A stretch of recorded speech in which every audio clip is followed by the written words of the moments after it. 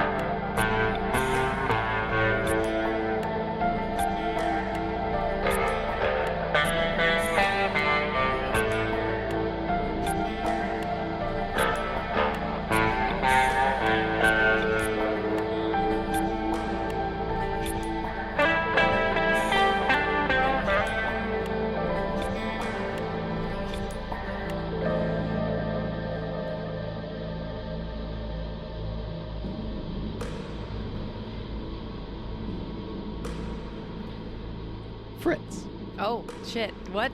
Yes? you hear a soft drip, drip, drip, almost like a faucet. You're staring at the source of this sound, and it's the blood coming off of Ugh. Constance's fingers, pooling at the floor beneath her feet. Oh, no. Fritz, what do you do in this moment? Mrs. Spillman? I throw the journal at her face. Oh, What? I keep the letter, but I throw the journal at her. Yeah, that's a pull. Right out the gate. Well, I'm trying to throw her off her rhythm, and then maybe O'Malley can slip out. First, you gotta throw him off your rhythm. But the journal. You want it? Go get it. Oh my god. The journal is what we need to get the money, though. I did it. Thank you so much, Fritz. So you've thrown the journal at this old woman, this old frail woman. I do feel bad about, I'm not proud about it, but I think, instinctually, I see a woman who I did not know was there appear as a terrifying phantom, and I think I just, and in gesturing wildly in fear, I throw it. So Fritz sees a woman he wasn't expecting to see, and it just throws a book at her. Got it. Yeah. Roger that. I mean, a scary blood-dripping woman, so... Honestly, that's a little different. All right. Yeah, okay, you made a pull. The book is going to hit Constance. I don't want to kill her. Well, you shouldn't have thrown a book at an old frail lady. No. You throw the journal at Constance. It's going to hit her in the face. She's going to fall down. There is a loud thump and clatter no. as the journal falls to the floor beside her. Does Bueller seem to hear it? Does he shout out or anything? For a question, Kit, Yeah. I believe you're in the kitchen at this moment. Yeah. You're loudly sounding like you're making tea. As loudly as possible. So maybe Okay. some of the clattering noises was just Kit making tea. Maybe. Kit, give me a pull. Okay. The bottom is not good. The bottom's not great. The middle's also not great. I mean, I'm wondering if I should pass on this. I'm so Ooh. pull shy because it just hasn't gone well for me historically. honestly, Christine, that's fair. Here's the thing, though. Here's the thing. If you refuse it, it's not the worst thing in the world. Because if Bueller comes up there, as long as he doesn't see Fritz, she's a crazy old lady stricken with the rot. That's oh, true. No, she panicked. She asked me to get something from the study and freaked out. Oh my god. And Bueller, in order to get up there, would have to break free of his blanket burrito. So, yeah, I think I'm going to refuse the pull. All right, I love it. Christine, with that, your tea making sounds are not loud enough to disguise the thump and clatter from upstairs. And Brennan, you do hear Bueller call out from downstairs. Officer, is everything all right up there? Kit, you also hear him like making sounds as though he's like trying to extricate himself from this heavily wrapped burrito state that he is in. So I think I come in, hurry into the living room with the two things of tea, and I'm like, tea is ready. Oh, what are you doing, Bueller? Officer O'Malley, you hear all of that. We'll keep this going for a second so you have a moment to think, Jacob. Oh, Kit, I'm terribly sorry. I think I need to go upstairs. Oh, and but check no, on. sit down. It's time for you to relax. Look, I have this tea ready right here for you. And she walks towards him and then feigns tripping and throws the tea On him? onto his lap. Boiling water? Yeah. She doesn't get his face, but spills. You spilled boiling water on this old man? Yeah. Oh my god. Kit, I've got a question for you. Yes. How well practiced are you at faint tripping? Oh, this is something that she does all the time. This is a classic Kit move. Yeah, because how many times has she been in the street or at the speakeasy and just tripped her way into somebody's embrace or Just a little dropped meet a cute. thing and been like, oh, excuse me, and I'm so clumsy. Okay, this is the Kit Coyle special. Yeah. Gotcha. All right, no pull needed. The freshly boiled water Oh my god. flies through the air and falls on Bueller's lap. Instantly, there are sounds of screaming as he quickly tries to extricate himself from the now burning him blanket that he finds himself trapped Oh under. my god. Oh my goodness. Oh goodness. As all of this is happening, I think I just shout down, "Oh, I'm quite all right. Just tripped over my own feet, old Butterfeet O'Malley, they call me.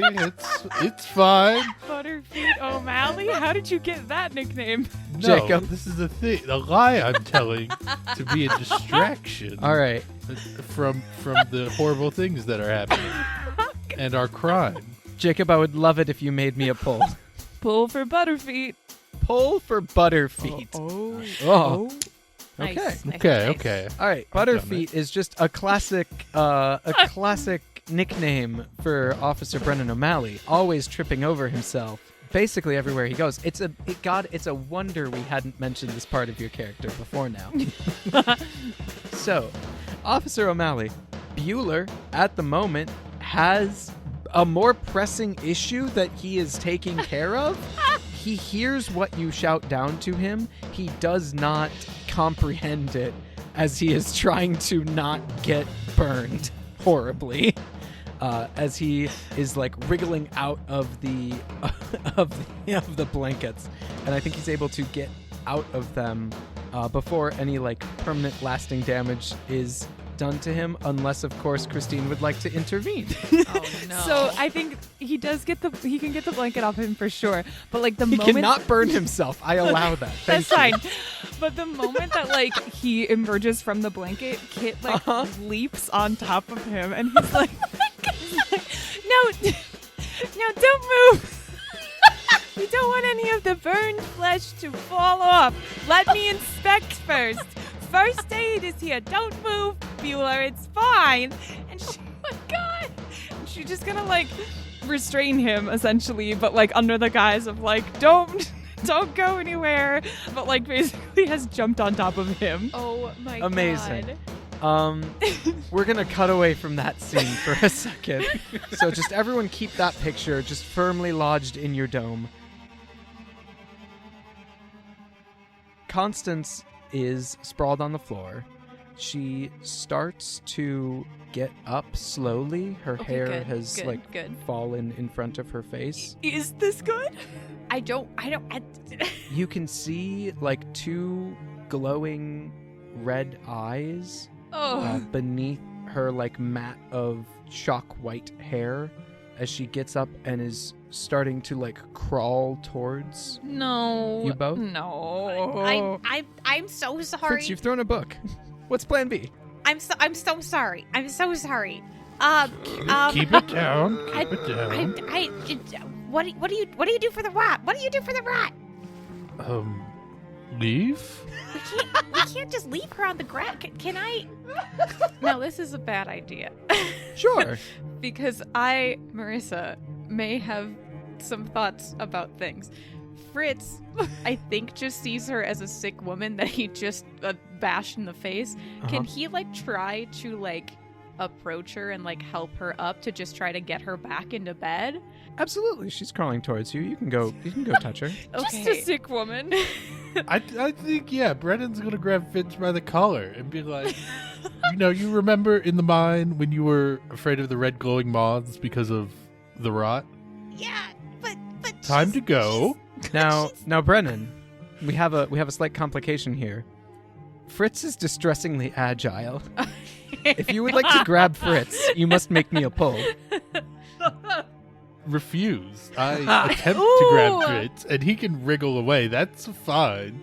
So it gets his attention, certainly. Fritz, do you stop in your goings on? I would pause. Constance is crawling towards you both. She's starting to get kind of slightly upright. Is she saying anything? You hear her muttering, but it's incoherent at this moment. It's low and under her breath. I think he does pause, but I think he kind of shudders a little bit. He's like, the rat's not contagious. She's just sick. The sooner we get her back in bed and quiet, the sooner we can get back to Constance. Her eyes are glowing. She looks up at you, and you see her hair has started to mat on her face as blood from a cut on her forehead Oh no. seeps through. And she looks up at you with these glowing red eyes. Yes. Oh. George is in your bedroom. And I point behind her across the hall. Fritz, make me a pull. Okay. No way this fucking works, right?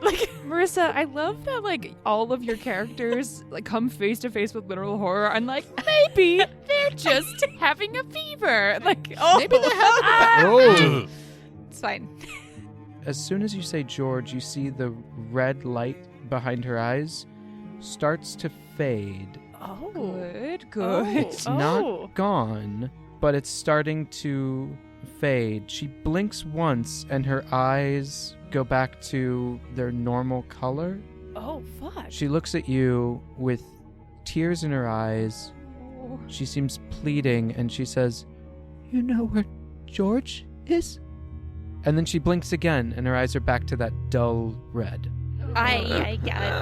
Yes, George, your husband. Take me to him.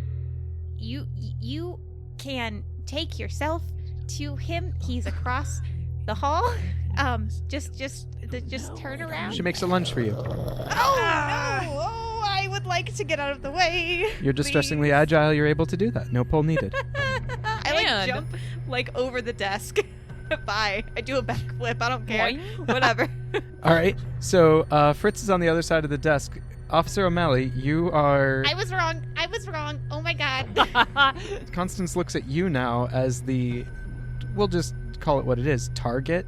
Oops. She looks at you and says, Get out. Certainly. And I look at Fritz and I start walking towards the door, briskly. Fritz, do you follow? I don't want Bueller to see me. I have two options. The first is a question. So earlier you had said, Fabrice, that there was a series of dumbwaiters in this house. If perhaps this is George's study and he would be working there long hours, it would make sense to me that the dumbwaiter would come into the study to give him dinner and stuff. Can I throw myself into the dumbwaiter and lower myself down into the kitchen? Yes, you can. Yes, I do that. Like, Officer O'Malley and Fritz make eye contact, and then I just open the little slat in the wall and jump in. Just pretzeling myself. Like Scooby-Doo? Good luck, sir. You salute and just like descend out of sight. It's not super fast, so it's just like you salute and just like like it's not mechanized or anything, so it's just like slowly coming down. Fritz will say that gets you to safety. Great. Sorry, Jacob. No, this is best case scenario. You are both gone and in the kitchen, which is not the living room. Officer O'Malley, you are walking out and you see Constance behind you. She's fully stood up fully. It's like a shamble towards you. It's at like an uneven cadence, and she is moving in your direction. Is there a bathroom in the hallway? There is a bathroom in the hallway. Lock her in. That's one option. I'm going to go with my option, which is I would like to, again, briskly but silently move to the bathroom, leaving the door open behind me, flush the toilet, walk out, and then I'm going to say, "Oh, Mrs. Spillman, you're out and about," very loudly and conspicuously, and then start headed downstairs. Officer O'Malley is dedicated to the story. We cut back to Kit. Kit, you're on top of Bueller. And like every time he like moves to try and like sit up or something, she just is like, "Oh no," and like pressing him back down again. They've probably like rotated 90 degrees at this point and are just like spread out on the couch together. This is just ridiculous. Miss Coyle, I must go check on the lady of the house. I really must protest. Oh, but Beulah, your safety comes first. Don't you worry. I will help you out here. We just have to make sure you stop moving. Don't get up, whatever you do. I feel fine. Oh, that's even worse. The water has burned you so bad, all your nerves are gone. Oh my God. I've already told you, I've lost all my nerves in the war. Weren't you listening to my tale? Well, of course. I thought that you meant your metaphorical nerves. No, instead of your actual physical nervous system. They say it's a medical marvel, but I've lost my whole nervous system. My goodness. How can I use this to my advantage? At this point, I think Officer O'Malley is downstairs. Yeah, I think like Fritz also has climbed out, like extricated himself from the dumbwaiter and like pokes his head out of the kitchen and is just slashing his throat at Kit like, "We gotta fucking go." And then you should go, and then I'm gonna be like, "Oh, Miss Kitteridge, was it? I don't." Officer. I need to be going. I think we're clear to be out of here. Officer, Bueller? please help me. This woman won't let me up. I must go check on the lady of the house. And Kit sits up and is like, "Oh, excuse me. I'm so sorry. I promise you there was no impropriety happening down here. Just the comedy of errors, I assure you." Now, I'm not one to pry into people's personal matters, but Not as a detective? I believe I must be going. Bueller, I believe the lady of the house was looking for you. I'll see myself out. Yes, please do. Miss Coyle, would you mind also? Oh, would you look at the time? Well, I was so enraptured with your story that I totally lost track, and I'm really supposed to be at the Harvest Festival at this point. So yes, at your earliest convenience, if you would like to add some extra alms into your donation to the church, we'd really appreciate it. That prayer nook's gonna be bright and shiny. Perhaps it'll be the Beulah Perseus prayer nook. Okay, have a good evening. Bye-bye. And she like darts out the door. Amazing. She Constance is gonna kill Bueller. Like, this is what we have set up to happen. Are we okay with that? I mean, Kit doesn't know that. I also have an important question I've just remembered. Fritz, you grabbed the book, right? No. I have the letter. The book is in the hallway upstairs. Whoops. Do you want me to go back for It's it? okay though. You flushed a toilet. Just like Fritz is like waiting outside in a bush. Kit comes out and is like, "Did you get it?" And Fritz is like, 1 second, like runs back into the cellar and goes up the dumbway. Are you doing that, Wait, Fritz? are you going back upstairs? Are you going back in, Fritz? I mean, I gotta get the book. I need 10 grand. I thought O'Malley was gonna grab it. Kit sees you go and goes, God damn it. Turns around towards I'm like muttering stuff about like, all he did was flush a fucking toilet. It was a great distraction for the primary cat burglar to be able to steal the book. I didn't expect it. Kit rings the doorbell. I think O'Malley has noticed this in the kitchen and is like lingering. Okay, so You see Fritz very slowly going up. I need all right. Everybody pause. Let's take a step back. Okay. So I just need to make sure that I, Fabrice, understand what is being proposed as is reality in this moment. Okay? So We're so bad at this. We're supposed to be criminal. Criminal. So what has happened over the past 5 minutes in world time, right? Is Fritz has thrown the book, the object of your desire in this heist, the MacGuffin. The MacGuffin. Fritz has thrown that at an old woman, Tried to help her. tried to help her Not before Olympic vaulting over the desk. 100%, and then yeeting himself into a dumbwaiter and GTFOing. Correct. He then goes outside. Officer O'Malley goes around the shambling old woman, walks past the book, flushes a toilet, and goes downstairs. Okay.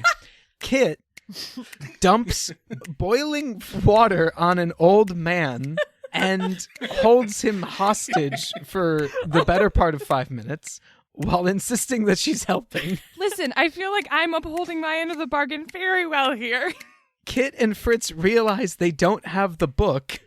Fritz runs back up and is in the kitchen getting into the dumbwaiter again, while Yeah. Kit, having just exited the house, Yes. rings the doorbell. Yes, 100%. And where the fuck is O'Malley? Still in the kitchen?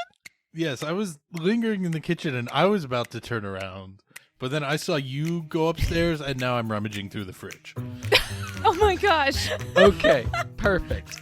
I just needed to make sure that I, Fabrice, knew what was happening in What this the fuck moment. are we even doing here? Like, We're stealing a book. and Having a ball. We're doing a great job. I'm sorry. I thought the police officer who is great at confiscating goods would have confiscated the book on the floor. I was supposed to be the distraction and the foot in No, the door. I You am were the supposed to be the cat distraction. burglar. I thought we could all, work together. It rings the doorbell. All right, Kit, you've rung the doorbell. Honestly, I think in this moment, Bueller's half up the steps trying to get to see Constance. I don't think Bueller is coming back down to answer the door. She rings it again. Okay, she does that. That's fine. Does Fritz beat Bueller upstairs? I will pull for that. Distressingly agile. He's distressingly agile, but it's not up to him. It's the dumbwaiter. Isn't it like a pulley? Like, I'm pulleying. Yeah, do me a pull. Yeah, like if it's just arm strength, Fritz lifts like alcohol stills and shit. Like, this is Okay. fine. Oh. This is nothing. Now you've done it. Guys, I'm so sorry. I'm sorry for a lot of things. The state of the tower among them. Getting the book. Fritz, I think it's that second, maybe by now third or fourth doorbell ring that gave Bueller pause.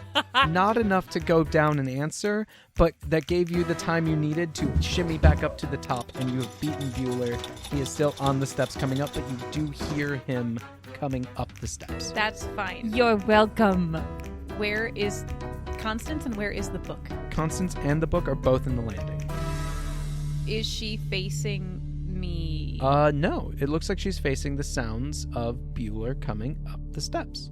Great. I would like to silently scramble out of the dumbwaiter, run, snatch the book, and run back. To do that, I'm going to need a pull. Distressingly agile or no. Okay. Just do better than you did last time. I believe in you. No. Oh. Okay, we're fine.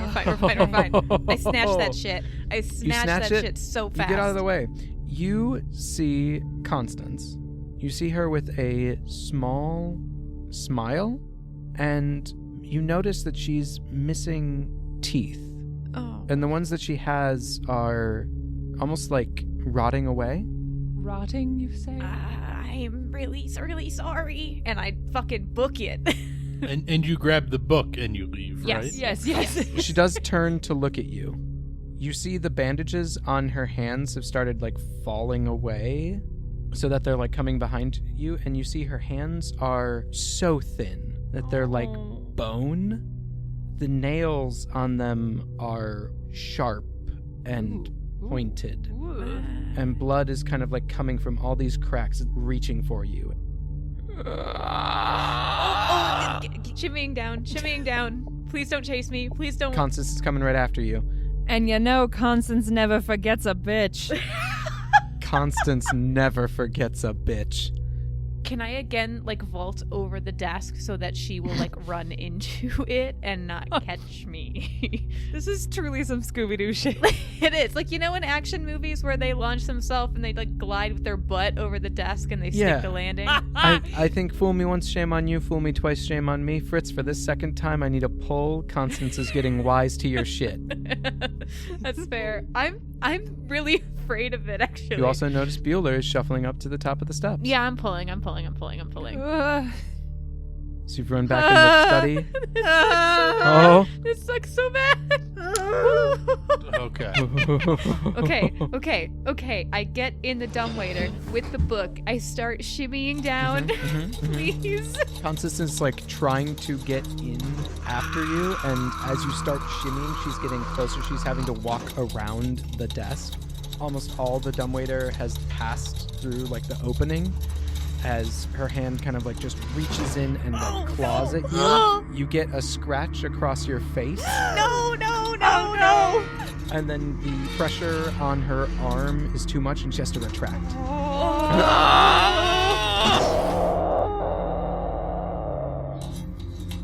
I'm going to hell. I'm going to hell. Babe, I think you might be there already. Yeah. I shimmy down. You shimmy down. This sucks.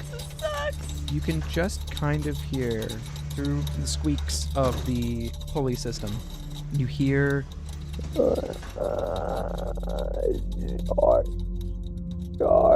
Oh. and then you hear another voice. Adam, what happened to you? And that's all you're able to hear before you get back into the kitchen. This sucks so bad. I leave. Is O'Malley still in there? O'Malley, are you still in the kitchen? I am. Just as I hear you coming down, I pull out a bowl of butter salad from the fridge. And you see him start to go to look for a fork, and then you see a look of remembrance on his face as he pats his jacket and pulls out a very convenient fork that he found earlier. Amazing. And he will follow you out. Kid is still ringing the doorbell. You just hear a steady like dong dong. Dong dong. And Fritz just like very shakily crawls out of the dumbwaiter, like actively bleeding, with just a dead, hollow look of horror and profound guilt, and will just hand you the book and walk out. Like, I'm so done with this fucking house. I will tuck it into my policeman's jacket. Okay. You might want to dry it off first. It's a little bloody. Nah, I'm used to blood. I'm a cop. And I also leave if I've not said that. Bye. Yeah. Everybody is outside of the house. Yeah. I'll look at Fitz and be like, I'll see you at the place. And I'm going to get into my automobile, start it, and drive away. Do I see the car leave the house? Yeah, you see Brendan O'Malley driving away. Okay, so I think I see him leaving, and I'm like, oh, it's been a while since I've ding-dong ditched anybody. And then she scurries off. We are terrible. We see like 15 to 20 minutes later, the front door opens. He's alive? And Bueller opens it and looks around and, dang, kids! And slams it shut. Not kids, kid.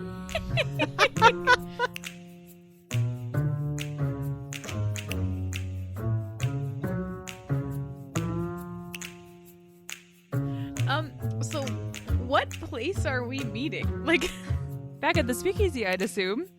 We all go back to the speakeasy, as was the plan all along. Before we do that, I would like to introduce a small interlude. Oh. an interlude? The Harvest Interlude. Yay!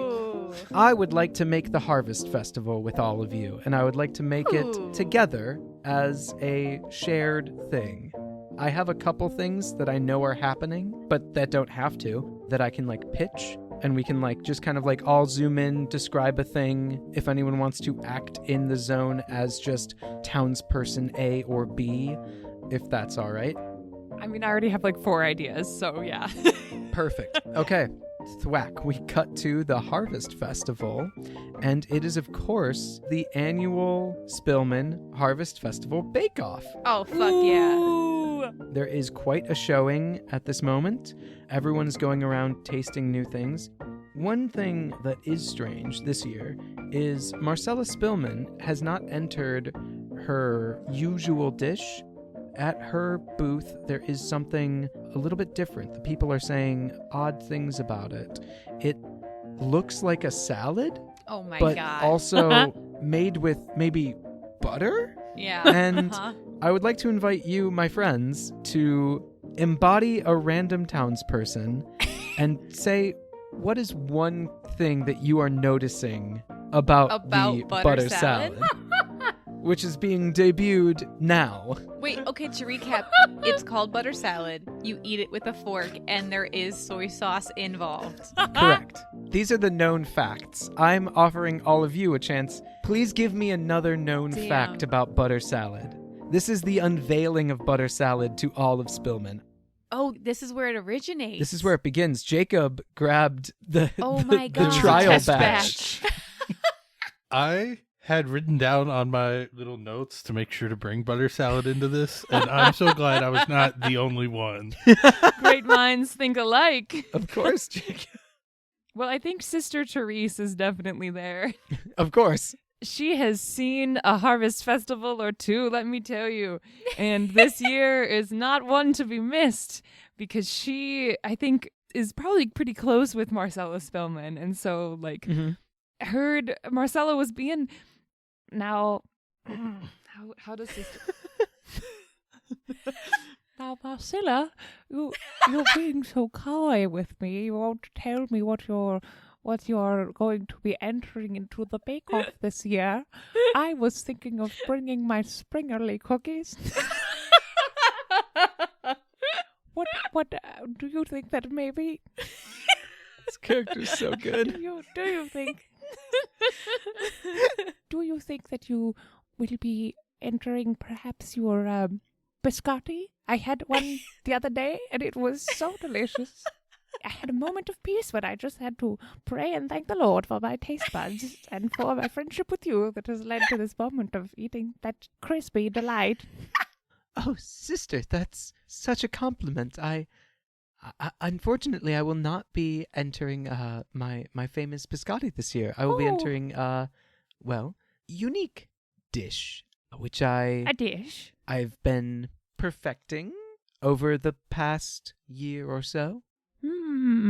Would you like to try it? Oh, that would bring me so much delight to taste it. Yes, please. Well, here. And she passes you like a Costco sample cup. Oh my god. Oh my goodness, this is so tiny. What is this material that this fork is made out of? Um, It's not wooden, but it's not metal, and it's not paper. Somewhere in between. It's flexible yet durable.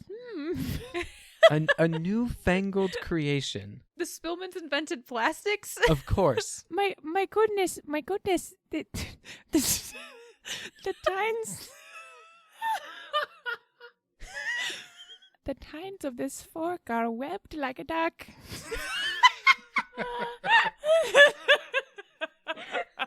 They invented sporks. How, it's a spork. How can this be?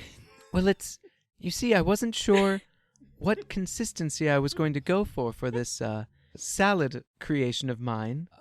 I wasn't sure if it would need a fork or a spoon, so I tried to use something to combine both. My goodness. And she holds it up to the sun, turns it and observes it in the changing, shifting light. And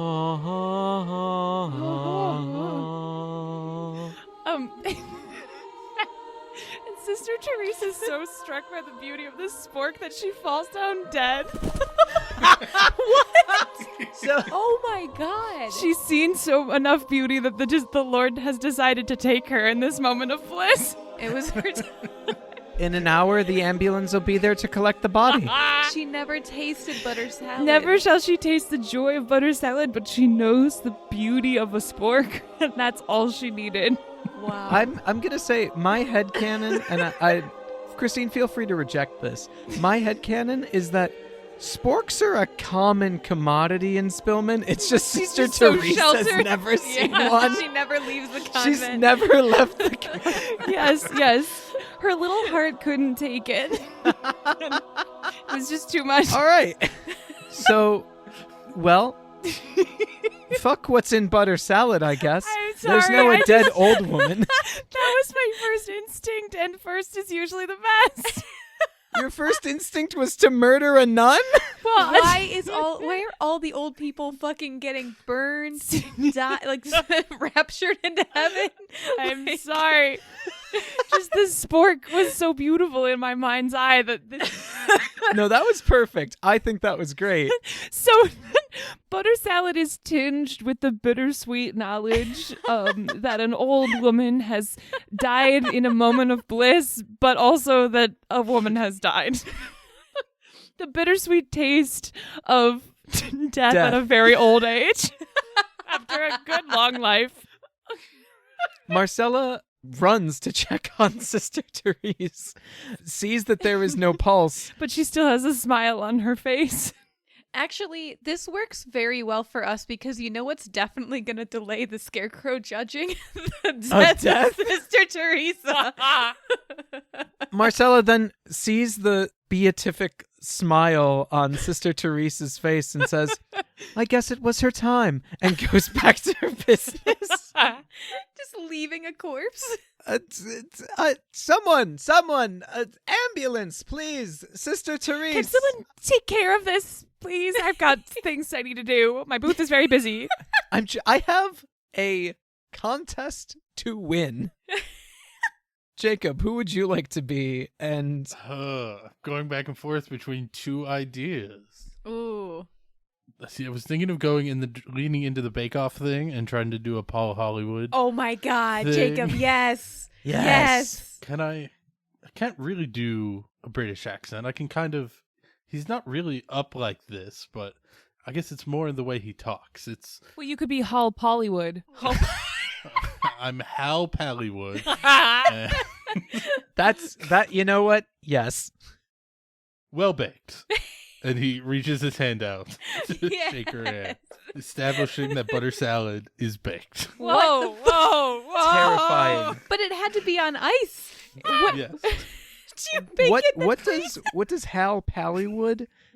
Yes. What does he do with the corpse that is at the booth? The corpse is incidental. There is food to be judged. That's somebody else's problem, certainly. Amazing. Simply delightful. 10 points to Jacob. All right. Marissa, I'm worried. Who are you, and what is your take on... I have 3 distinct options. Oh, dear. But given the corpse, I think... Hang on, let me do some quick math. I'm so sorry. I didn't mean to, totally mess up everybody's thing. So you see a family approach the booth. They are clad. Oh no. They are clad in dark cloaks. They look a little pale, and the littlest one, they have a little girl, and she pauses, beholding a corpse that no one cares about, and she kneels down. She's maybe 5 years old, and what's that on her lips? Could it be blood? Could it be cranberry juice? Who knows? And she kneels down next to the corpse, and she says, "Hello, are you all right, ma'am?" And her mother gently ushers her away as some paramedics come, and little baby Sandra is suddenly filled with the desire to go into the medical field to help those that she was not able to. Oh my god. And she approaches the butter salad booth, and she says, "Oh my, that is not the color I expected it to be." "What color is it?" "I don't know, but it's not." Not that one. Not that one. The one you're thinking of? That's wrong. That was the fucking funniest choice you could have possibly made. Holy shit. Her hello was perfect. Especially for a 5-year-old. A distressingly deep voice. So I like that your initial goal with this exercise, Fabrice, was to learn 3 ingredients of butter salad, and instead we just gave you 3 qualities of butter salad. Yeah. So we've got the bittersweet taste of old death. Yes. It's baked and then put on ice, and it's not that color. Yep. Good. Yep. The lore deepens. I love that we tried to move away from Curse Kitchen this season, and it just hasn't happened. Like, we're back. Jacob, we moved it away from our physical bodies and moved it into the story itself. That's really cute that you don't think we're going to eventually have to encounter this with our physical bodies, Fob. That's God. cute. So what else is going on at the Harvest Festival, Fob? I'm so afraid to ask. We're doing more?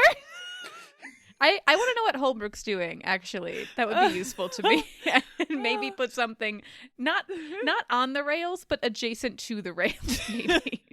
Like a crow train. I think we pan away from a young yet still old sounding child. Family of vampires. Who will go on to be a great telephone operator at Mountain View Hospital. I really thought you were going for garlic. Like she was going to take a bite and not like it. Oh, that's good. No, but that would have killed her, and then she couldn't exist in That's true. the diner. So we pan away from a young yet still old sounding child who is Talking to a corpse. who is watching a corpse be tended to by medical personnel, and this is inspiring them to get into the medical profession. It'll make a great college essay. Yeah.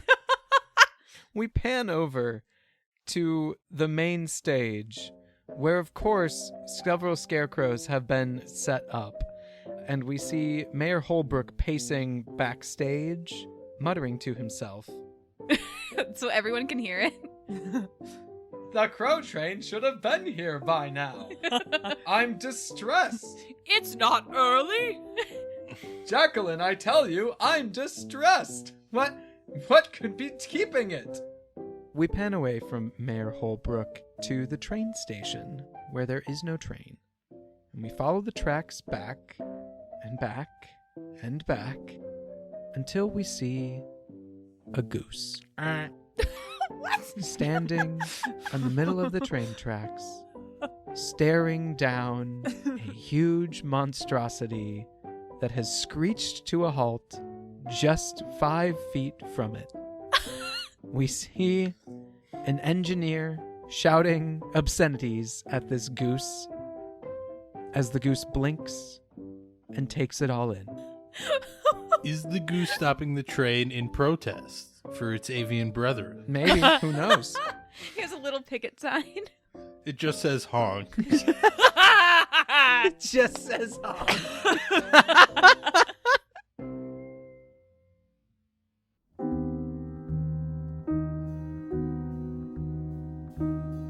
Well, everyone, thwack, we're back in the speakeasy. What a journey we have taken. Somebody get me a drink. Yeah, I think Fritz is like behind the bar, just didn't even get himself a glass, just has the whole last bottle of like his favorite gin and is just like staring at it and has had many sips of it. And I feel like he just like would let you guys just pull shit off the shelf at this point. Like, go for it, friends. Kit is sitting in one of the high-top bar chairs, legs crossed, a coupe dangling from her fingers, and she is pouting and, like, looking angrily. She's just, like, a little peeved looking at both of you. Understandable. O'Malley's sitting there with a bottle of rum. Do you have rum? Sure. We'll go with rum. I read about rum today. I'm trying to remember which rums were happening in the 20s. The ones that were run. Yes. He set the book down on the bar and is just drinking. Everyone has had a time. So we just we take the book to the guy and get our cash, right? That's it. Is he not meeting us here? That seems like maybe a detail that somebody should have worked out ahead of time. And she takes a sip from her drink. Okay, to be fair, you were in the room with us when we figured out the job. I'm the one who gave us the chance for an extra $5,000, and now that's on the table, if you believe this thing. Yeah, but not before you threw it at the old woman and then had to go back into the house and almost gave up the whole heist. Okay, I was well, downstairs doing my part, so if anything, I think I should be getting a little bit of a bigger cut, if you know what I mean. I panicked. I've never seen the rot that bad. Okay, her eyes were glowing. Now, there's no need to rehash something that's literally just happened, literal moments ago. It's fine. We just should decide what to do next. We could take the man his book, and he'd give us the measly sum of $5,000 whole dollars each. But as we all know and remember, there was an opportunity to double it. I think he also said we don't get paid unless we give him the thing. Do we recall if it was just information leading him to the MacGuffin, the thing he desires, and we have that now too? Do we not just bring him the book and the letter and collect our money? He wanted the thing, the tangible thing. We should go get it then, I guess. Where's... And dig up Spillman's grave, because I'm pretty sure it's in his fucking coffin. And I don't know that we can just go defile a dead body in the middle of the Harvest Festival. I mean, our cover's still good, right? The train didn't get into town yet. So That we know of? Now, I haven't heard the customary crow horn, so it must not be here yet. Yeah, don't forget about the customary crow horn. Who could forget about the customary crow horn? Although, remind me, officer, what does the horn sound like? Like, caw-caw. Oh, yes, now I remember. It jogs the memory. Takes a sip. So one thing for all of you guys to know, this is something that's, I think, fairly common knowledge in Spillman. George was getting, some would say maybe paranoid towards the end of his life. He has purchased 1/8 of the entire cemetery, Jesus he is buried somewhere on that plot. There is no grave marker for him. Oh, good. Cool. Super great. Really convenient. Thank you. I couldn't make it super easy for you. How bad do we need this money? I mean, what kind of life do you want to give Priscilla? You're not supposed to know about that. There's a lot of things I'm not supposed to know about. Takes a sip. Okay, well, do you happen to know where Spillman is buried? Well, assuming that the registration for his plot is somewhere in the records room at church, I don't know it off the top of my head, but, anyone up for a side quest? It's just in the church, just like in the sacristy or something? downstairs off the catacombs. Oh, good. Off the Oh, great. Ugh. It's a really old record room. They got shovels down there. I mean, I assume that there'd be something. Somebody's got to dig the graves. Speaking of digging, Fritz, doesn't your tunnel over there lead into the catacombs? It leads into the mines, which I think at one point did connect to the catacombs, but I don't know that place very well. Okay, I really only go out the one tunnel and the one way. And I mean, the entire town is still distracted with the harvest festivities. There's no reason to take such a complicated route yet. We could just simply walk on over there for now, but that certainly could be useful information later. It's always good to have an escape route. Speaking of the emergency exit, coming from that area, you hear a soft scuffling as though there's a kind of shifting going on the other side. I'm getting real tired of all these spooky things happening. Now, Chauncey, is that you? No, oh good my Lord, God, no. Shut the fuck up. You hear a scraping at the hatch. Is anyone going to open it? What color are the moths above the door? Blue. I mean, it seems like a good time to leave. Out the normal front door, so long as it's safe. Okay, but if it's just a fucking kid. You hear the sound of someone groaning as they try to force the adult latch made damn for it, grown-ups. Oh, try up. Fritz will go open the fucking door for the stupid. Why, hello, sir. Oh, God. I am not familiar with you. Chauncey Chauncington, at your service. Who invited the kid? Chauncey, I believe I told you to man your post and wait for further instruction. As you did, Officer O'Malley. He is saluting you. Oh, so you see Chauncey, the police deputy twerp, crawl out of the mine and come into the speakeasy, and he salutes smartly, and he says, "As you did, Officer O'Malley. I have manned my post, and I can say with confidence that Frederick Funnelcakeman will not bother anyone ever again." The kid off the funnel cake guy? Yes. So much murder at the Harvest Festival. Hey, buddy, let's just walk that a little bit back. He takes a step back and almost falls into the mine. Oh, not that far. Metaphor. Actually, another step back. Kaboom! Officer O'Malley, make me a pull. No. Okay. Refused. We really, Not yet. we really were like, let's just kill everybody in our way. We can't. This is the most Dungeons and Dragons we've been. This is the most murder hobo. Because Fob said, you're all criminals. And now we're all like, yeah. Yeah, let's we do crime. are. Let's do it. Amazing. It's just murder. Time to kill. All right, pal. Yes. Little guy. I'm sorry, who are you? My name is Chauncey Chauncington. And he holds out his hand. That is great. Don't shake it. Well, he's definitely from here. He's got an alliterative name. That's distressingly true. How did you get... No. You don't need to tell him anything. You are going to need to give him a nickel. Chauncey. How'd you get in the mine? How'd you navigate the mines? That's a maze. He does that. He does don't that. worry about it. Just Yes. give him his nickel. Now, hold on, wait a and minute. we'll give him a new assignment. Are you thinking what I'm thinking, Christine? I will take my nickel, please. And he holds out his hand. So, what if Yes? I gave you a quarter? Ooh. That's big bucks. Hypothetically, Mm.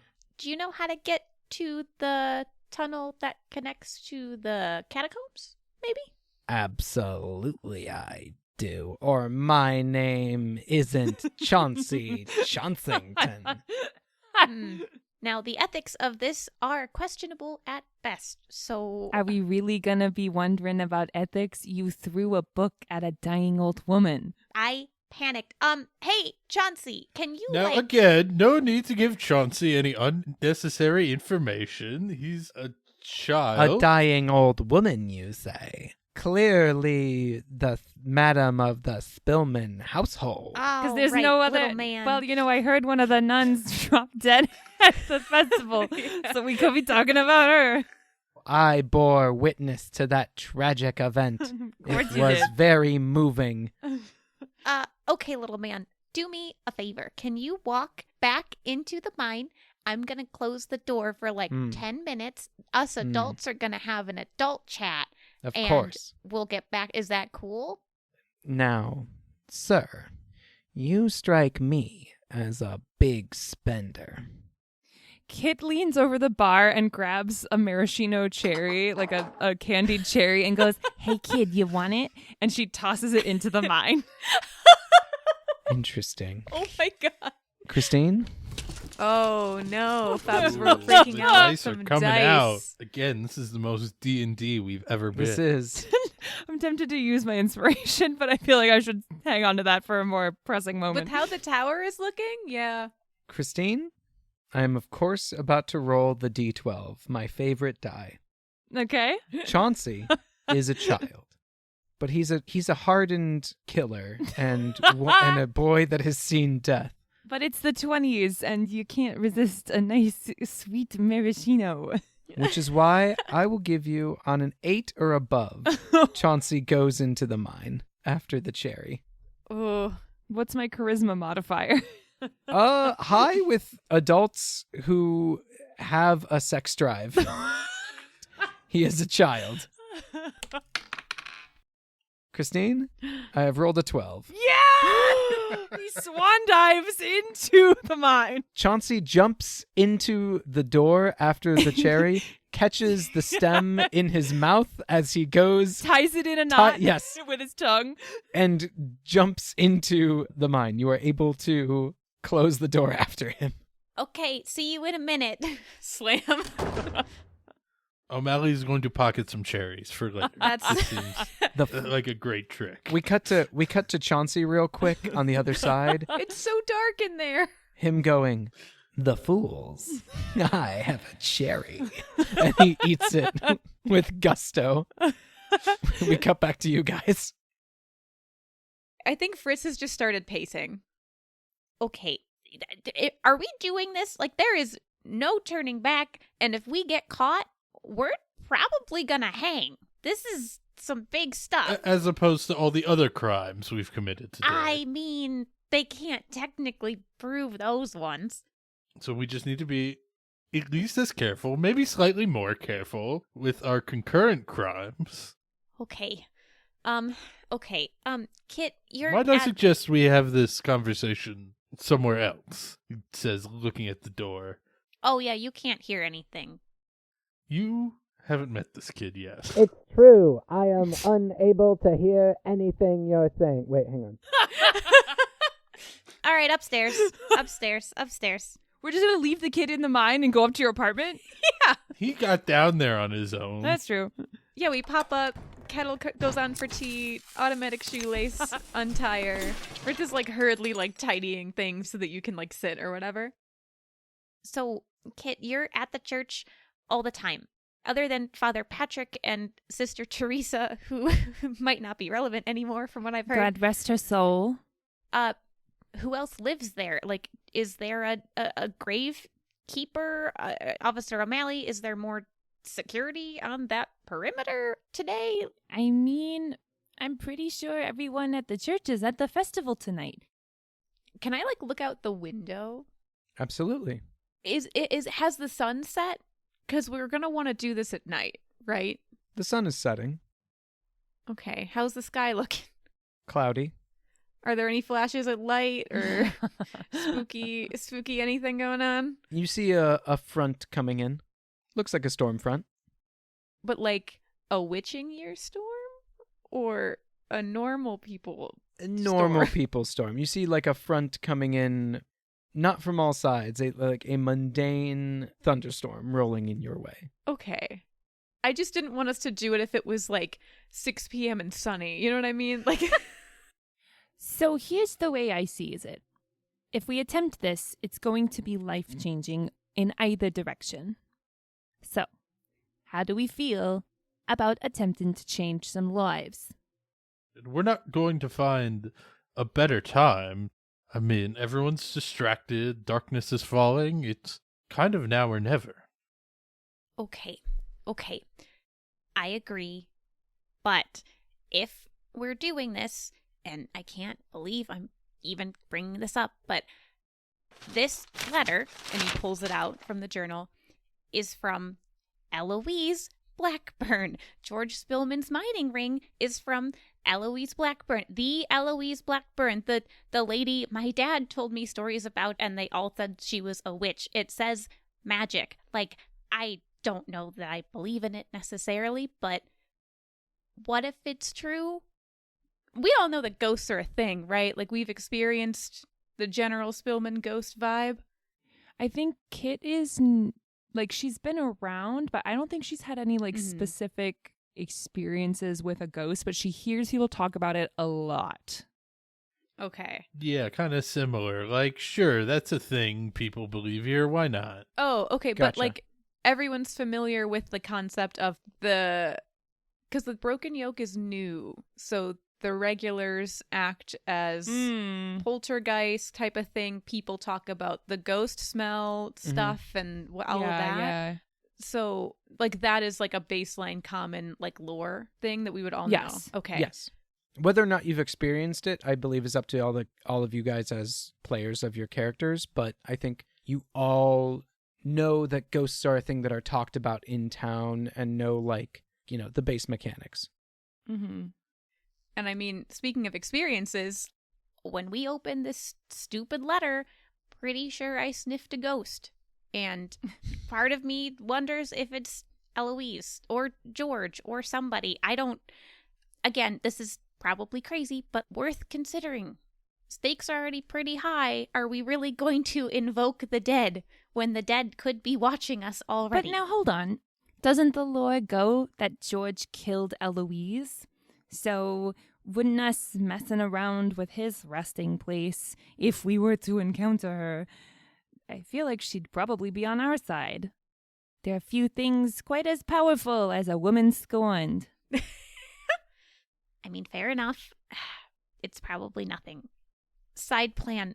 What do we do with the kid once we get to the catacombs? Do we just throw cherries back in the mine and lock him up? Because I don't know that I want to go that far. Officer, I'm sure you could come up with some sort of task to deputize him with, couldn't you?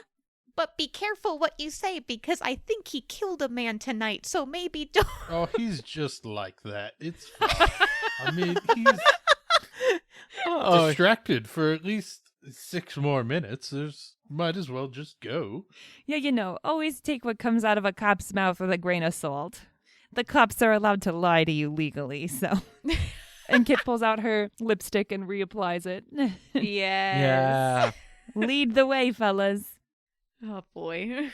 We go back to the mine. We can just walk on the surface roads. We can just walk to the church. We can't leave Chauncey in the mine. Why not? We cut back to Chauncey. He's sitting in a meditative pose saying, I am power. I am strength. He clearly knows his way around. They think that leaving me here in the darkness will take away my strength, but it is just making me stronger. The only problem is you haven't given him his nickel yet. I was promised a quarter. I'll meet you at the church. I'm just going to let him out. I go release the child. Bring your change purse. Creek. Are you prepared to venture with me through the tunnels of danger to the catacombs of demise? Okay. You are a well-read individual. Here's a quarter. As was promised. Officer O'Malley says, we'll call you if we need you. In the meantime, you have to go get a cup of water from Lake Kestrel for the purification ritual. Ah. The purification ritual I don't know. for the local cult. Normal cop stuff. Normal cop stuff. Ah, a clever nod towards the ritual that you think I don't know about, but I really do. Well done, citizen. Unfortunately for you, I only take orders from," and he puffs out his chest, "Officer O'Malley himself." Oh, God. All right. Well, you're also 12. So I pick him up, close the door, carry him out of the speakeasy, and just plop him in front of the barber shop and salute and fucking leave. As you pick him up, he doesn't fight it. He just says, "I see that I have overplayed my hand. Yeah. Happy Harvest Festival, kid. Thank you. With this quarter, I will rule the world." Or at least the Ferris wheel. I was going to say the shooting range, but the Ferris wheel is better. And he runs off. And in Fritz's coin purse, there is only 2 pennies left. So thanks for that. Well, don't worry. We got $10,000 coming our way. All right. I think you guys all end up at the church. Hooray! We just walk there. That's what it sounded like was going to happen, unless you want to do something else. I mean, I drive my fancy automobile. Oh, yeah. I'll hide in the back. No. I'm in shotgun for a ride along. No, you guys have to walk. We can't be associated with each other. Jacob, yes, and us. No. Yes, and my thing. Nobody's here. Everyone's at the festival. People keep coming out of the bushes. So, Jacob, you drive your car to the church, and you park it. You get out, and you start to wait for your 2 friends who are walking to get there to you. Friends is a strong word. He wouldn't even give us a ride in his Yeah. car. Yeah. It's to protect our cover. You hear a muffled sound, and then you hear a clink, and your trunk pops open, and your 2 friends emerge, Fuck yeah. dusting themselves off and glaring at you. I glare back. All right. I guess I'm leading the way this time. And Kit leads them into the church. There's a big wooden door that you can push open. When you first walked in, there's a marble lobby kind of area and big arches that lead into the main area of the sanctuary cathedral place. Yeah. But if you turn left immediately when you enter the building, you can descend a very steep spiral staircase down into the basement area where there is the sacristy. And then if you keep going to the right, there's another set of stairs that goes down to an entrance to the catacombs. And right off of there is the records room. Could I have retroactively brought one of the smaller, barber jars of moths if we're going underground? Absolutely. After seeing Constance, I don't want the rot. I don't want that at all. I mean, valid. Christine, one slight addendum to the layout. Sure. You have to go into the catacombs to access the records room. Ah, okay. There's the modern records room, which is as you described, just a room past the sacristy. But the original records room that has all of the older ones, where Spillman would have wanted to be buried and all that, would be through the catacombs and a door off of that. This town sucks. Convenient. You guys get to the door into the catacombs, and you see that it is not only locked, but it is also barred from this side, as though to keep something from coming in. Cool. Imagine one of those, it's a big steel bar over the door. It's meant to stop the door from being forced open towards this way.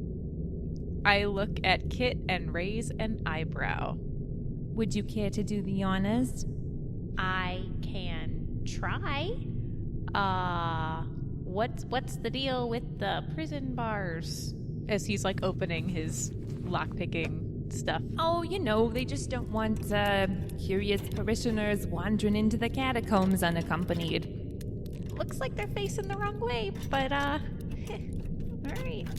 You've picked the lock, and you guys are able to throw the bars. Door swings open. Ladies first. Oh, wouldn't you know it, I forgot my flashlight. Well, officer, you have a flashlight. Standard issue. Sure. And I'll pull my flashlight out and walk through a door, as one does. Officer O'Malley. Brennan. What is your worst fear? Ooh. Fuck. Oh no. Everyone should be thinking about this question, but Officer Oh, O'Malley gets a first no. answer. What's my biggest fear? I guess that my past would catch up to me, that maybe I'd have to go back and deal with some of the stuff I was running away from. Stuff you were just trying to keep behind you?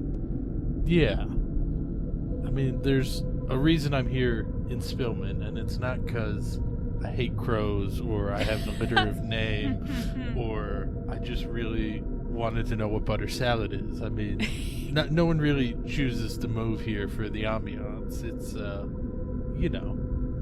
And, I mean, I guess I'll just say the mob hooked me up with this job running stuff around. They helped get me out of a little scrape, and it's grateful for it, but not where I choose to be. Officer O'Malley, you open the door, and you see a long hallway walled with bones. You see hundreds of empty eye sockets, and you feel all of them staring at you.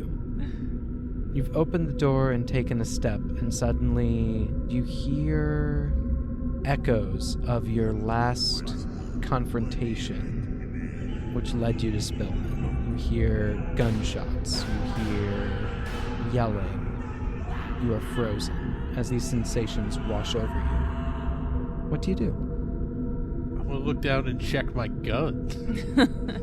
You check it, you check the all the bullets are accounted for.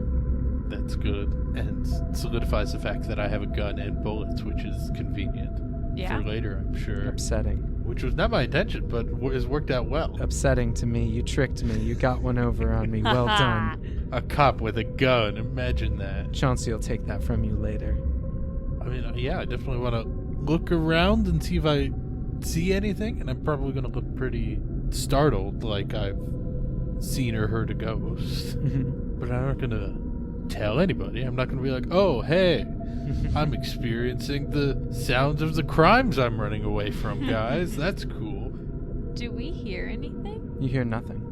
These sounds are for Officer O'Malley alone. Yeah, I mean, I'm baffled and confused, but try to carry on as best I can. Okay.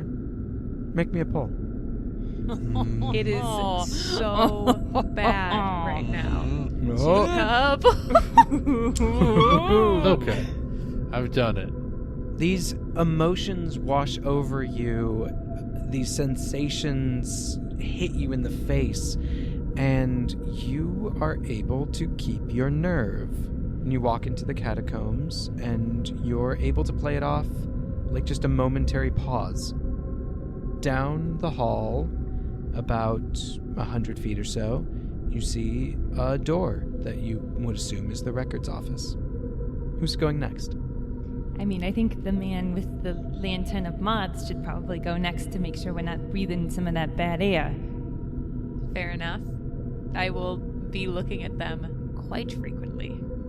Fritz, you step in, and instantly you hear behind you, in your ear, Get out! Fuck. What color are the moths? What color are the moths? moths are blue. They're blue? What? I think he just panics and runs. Like, I think he just dead-ass sprints. You run into Officer O'Malley on your way, and you're booking it. And I think, like, once I catch up to O'Malley, I think I, like, catch myself and, like, pause and look back. You don't see anything. And then I look down at the moths and am confused. Kit, I think Kit peers in the door, looks at all these creepy ass bones, and calls down the hallway, I'm gonna play lookout, boys. and leans against the door frame. Fucking fair Amazing. enough.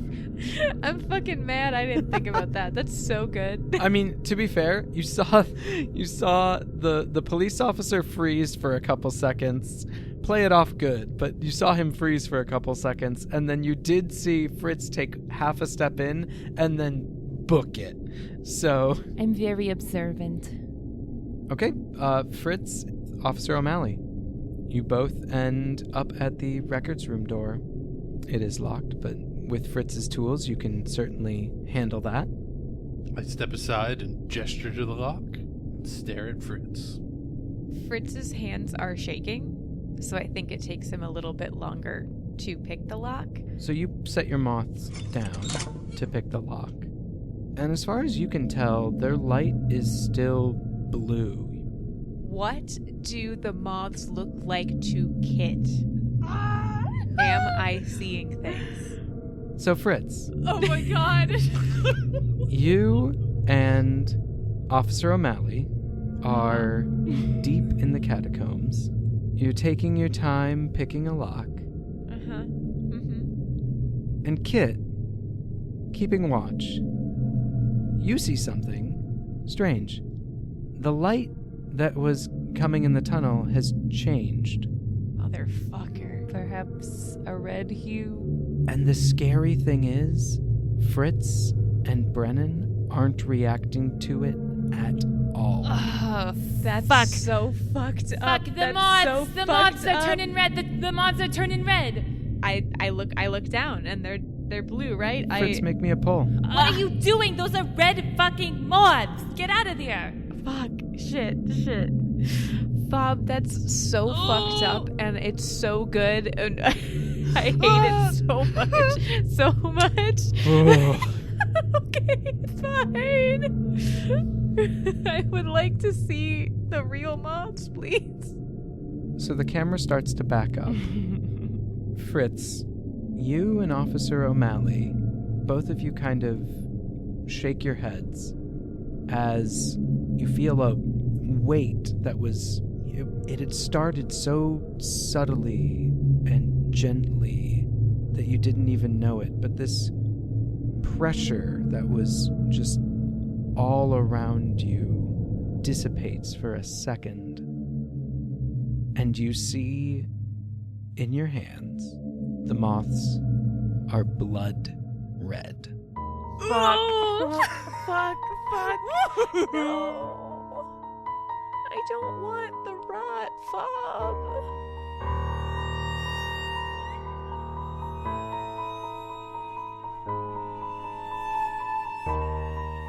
This episode brought to you by mushrooms and ketchup, the ingredients I almost made be a part of butter salad. Oh, if it's ketchup, I can't eat it. Thank you so much for listening to Dread and Breakfast today. Our theme song is composed by Morgan Thomas Mills and includes some music courtesy of the American Folklife Center at the Library of Congress. Our thanks to Morgan. We also want to thank Jacob Smith for having a fantastic first name and also for composing an original song for the season that we featured in this episode. You can find links to Jacob's creative projects and also Morgan's in the episode notes and on our website dnbpod.com. There you can also find a full list of sound credits, content warnings, and a whole bunch of other fun, random, secret stuff. Hey, you clearly like our show, and thank you for that.